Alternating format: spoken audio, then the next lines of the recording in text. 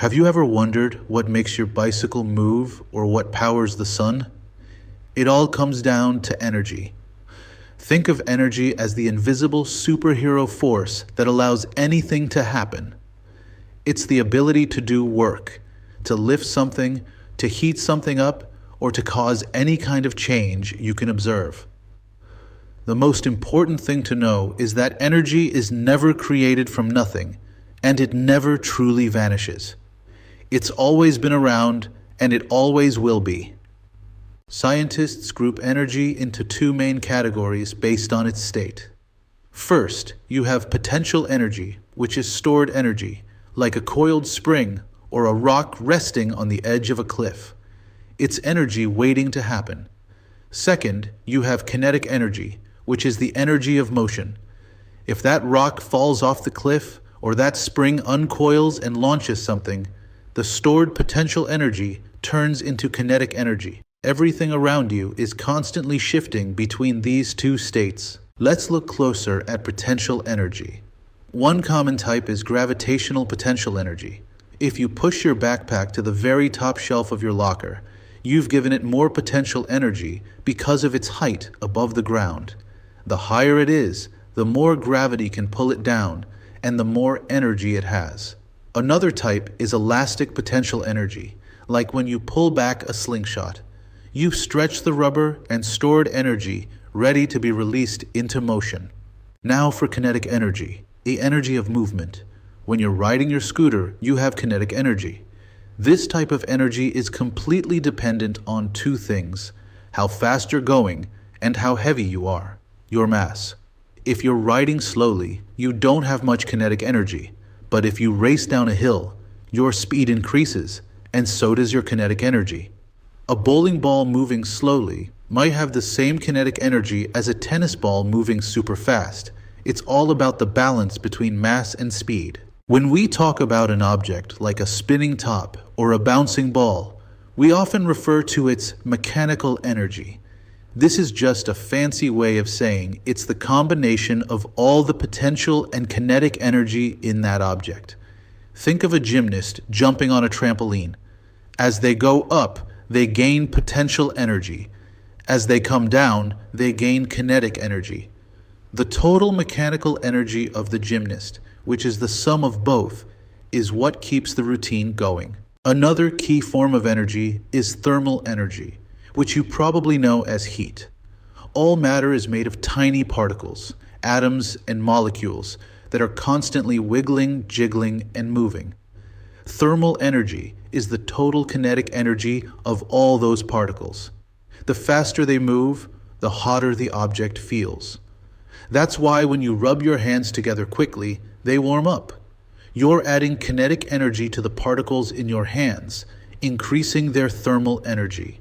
Chemical energy is incredibly important. It's the energy that sustains all life. This energy is stored inside the chemical bonds that hold molecules together. When those bonds are broken, the energy is released. You experience this every day. The food you eat, like a piece of toast, is full of chemical energy that your body converts to keep you moving. Gasoline is also chemical energy, which is released when it burns inside a car engine. If you've ever felt the sun on your face, you've experienced radiant energy. This is energy that travels in waves, like light. The sun sends radiant energy through space to Earth, and it's what allows plants to grow through photosynthesis. Unlike sound or heat, radiant energy doesn't need a medium like air or water to travel. It can zoom right through the emptiness of space. Visible light is just one part of this energy, which also includes things like radio waves and X-rays. Electrical energy is what makes modern life possible. It's the energy of tiny charged particles called electrons moving through a conductor, like a wire. When you plug in your phone or turn on a light switch, you are using electrical energy. This energy usually comes from a power plant, where some other form of energy, like thermal from burning coal or mechanical from spinning a turbine, is converted to make those electrons move. Finally, we have sound energy. Sound is essentially a vibration that travels through the air, water, or a solid object. When you clap your hands, the motion creates vibrations in the air, which carry sound energy to your ear. Because sound involves the movement and vibration of particles, it is considered a form of mechanical energy. Think of the bass drum. The harder you hit it, more kinetic energy, the bigger the vibrations, and the more sound energy is produced. Energy is always busy. It doesn't stay in one form forever. The process of energy changing from one form to another is called energy conversion or transformation. Almost everything you see happening, from a waterfall generating power to your body digesting lunch, involves a chain of energy conversions. The key is that even though the form changes, the total amount of energy remains exactly the same. A cozy campfire is a perfect example of energy conversion. The wood you put on the fire holds a lot of chemical energy in its fibers. When you light it, you break those chemical bonds, and that energy is instantly converted. What do you get? You get hot flames, which is thermal energy, heat, and bright light, which is radiant energy. The chemical energy didn't disappear. It simply transformed into heat and light. Let's follow the energy in a flashlight. You put a battery inside which holds stored chemical energy. When you flip the switch, the chemical energy is immediately converted into electrical energy, which flows through the wires. The electrical energy then hits the light bulb, converting into radiant energy, the light you want, and inevitably, a little thermal energy, the heat you feel if you touch the bulb. It's a clear three-step conversion process. This brings us to the most fundamental rule in all of science, the law of conservation of energy. This law states clearly that you cannot make energy and you cannot destroy energy. You can only move it from one object to another, or you can change its form. Imagine the universe as a giant jar of energy. No matter what happens inside that jar, conversions, transfers, explosions, the total amount of energy in the jar is constant. To see conservation in action, grab a basketball. When you hold it above the ground, it's all potential energy, PE. As you drop it, the PE rapidly turns into kinetic energy, KE. When it hits the ground, the KE is converted into a little bit of sound and thermal energy, a tiny amount of heat, and then back into PE as the ball bounces back up.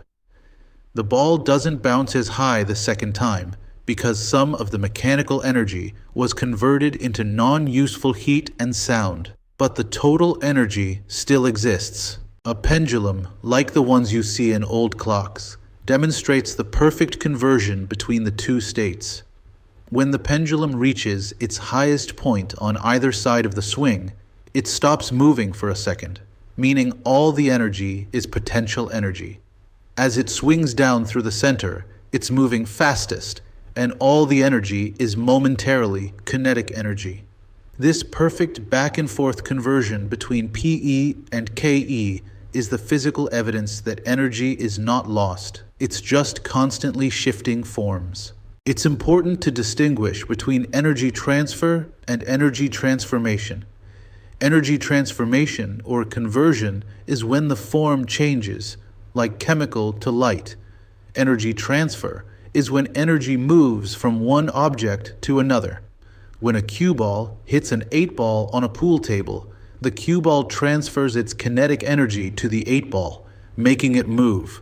In the end, both processes, transfer and transformation, still follow the law that the total energy remains the same.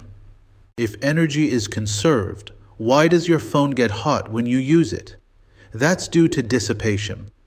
When your phone converts the battery's chemical energy into electrical energy and then into light on the screen, some of that energy is unintentionally converted into thermal energy or heat.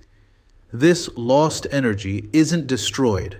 It just spreads out into the environment and isn't useful for the phone's task. Engineers work hard to design electronics that minimize this unwanted energy dissipation. This idea of useful versus unwanted energy leads to the concept of efficiency.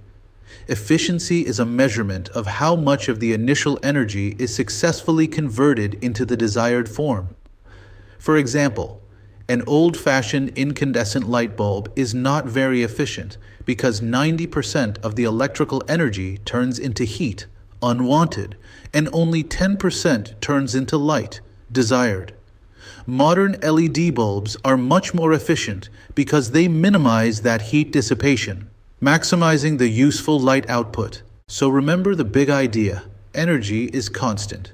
Every time you see something happen, a light turn on, a car drive, a rocket launch, energy is involved in a process of transformation and transfer. The law of conservation of energy is the safety net of the universe, guaranteeing that no matter how complex the conversions are, the total quantity of energy that started the process is exactly the same as the total quantity of energy at the end. Energy is simply recycled and reused in countless different forms.